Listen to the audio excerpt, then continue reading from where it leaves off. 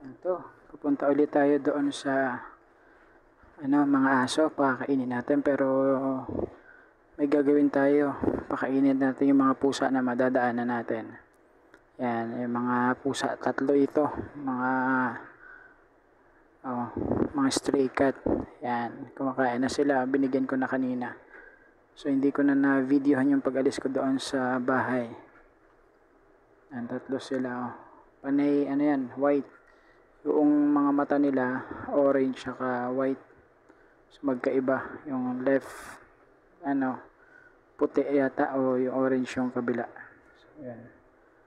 Yan. Kaya alis na tayo para makapagpakain din ng iba pang pusa.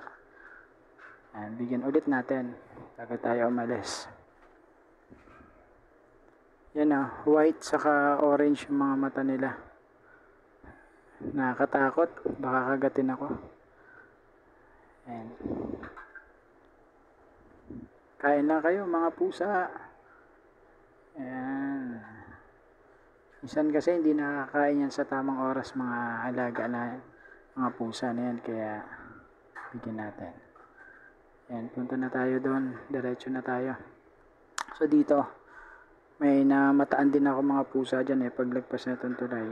Doon sa may bridge pa. Sa connecting bridge doon sa taas. Paglagpas na itong SMDC. Yan, bigyan natin din sila ng pagkain. Pero minsan bigyan ko na rin to Hindi ko lang na videohan. And then may nagbibigay, mga dog food yung inaabot, kawawa naman. Pero minsan kinakain nila dahil gutom na nga yung mga pusa. Yan, paglagpasan na ito, hindi dito na yung mga iba pang pusa. Then sa susunod nga pala, magdadala tayo ng pagkain ng mga aso. Pag may nakita rin tayong aso, bibigyan na natin. Yan, sabi ni kuya, kilala na daw ako. Kasi tinawag ko, naglapitan ka kagad. Yan. Marami sila dito. Kung hindi ako nagkakamali, mga 8. May mga kitten pa, o kaya mga 10 sila, ganyan. So, yan. May mga nagpapakain ding iba dyan minsan. Nakakaawa pagka wala sila makain. Ito maamo to yung kulay white na to, white and black na ito. Yan marami pa sila dyan sa loob. So mga mga nasa 10 mahigit. Kasi may mga maliliit pang pusa doon, may mga kitten pa doon sa loob Yan. So, nagpapaalam din naman tayo doon sa may-ari na pakakainin natin kasi gusto rin naman niya. Minsan nga daw hindi niya na napapakain, kaya yan, main lang kayo. Ito yan ito yung nanay. Ito yung pinaka-nanay, yung may black saka guhit-guhit. Then siguro kung yung iba, mga anak na lang niya to. Yan. Mabait yan, yung black and white. Yan. Kain lang kayo dyan, mga pusa. Yan. Pasok na pala, doon na tayo sa malapit na tayong makarating doon sa bahay. Kabilang bahay. Ito, lagi to. Laging traffic.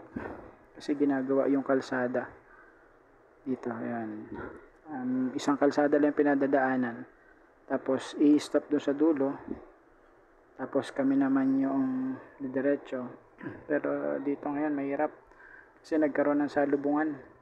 Hindi nila na-control doon sa dulo. Kaya yan. Magkasalubungan na, kaya ang hirap. Alam nyo ba na yung sa gilid yan parang small bangin.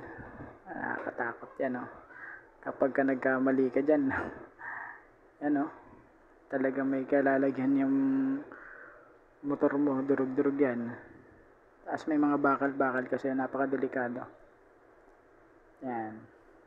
So, nakat ko na yung video. Dito na ako malapit na to sa may bahay. Nakita ko yung isang pusa. Sa may police station to. Minto ako. Yan, police station yan. So, pinakain natin yung pusa. Kala ko matapang eh. Bye-bye, pusa. Bili tayo ng pagkain ng mga bata. Tinapay para doon sa mga bata. Kasi yung mga pusa may pagkain eh. Eh di yung mga bata naman bigyan natin. Ayun.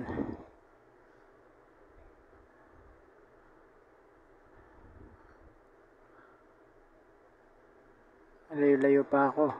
Kasi paakyat pa to eh. May mga pusa pa dito yan. May pusa tayo nakita ulit. Yung black na pusa. Bigyan natin to. Yan. Naamoy-amoy niya yung lupa. Ganyan yung mga pusa eh. Yan. O, bigyan natin siya. Lagi ko rin siya nakikita dito. Kaya ano po, lagi siya nandyan eh. Tapos minsan binibigyan niya ng pagkain ng mga gwardya. Tapos doon sa dulo, sa may papasok na, yung mga ilalim ng mga sasakyan, marami din doon. Yan. Ito. Nagisan ko na yan ng pagkain dyan. Yan. Nandun sa ilalim, may dalawang pusa dyan sa ilalim. Tingnan natin kung kakainin nila. Ayun. Tingnan natin. Kung nandun doon sila sa ilalim. Pero kanina nakita ko may dalawang pusa dyan eh.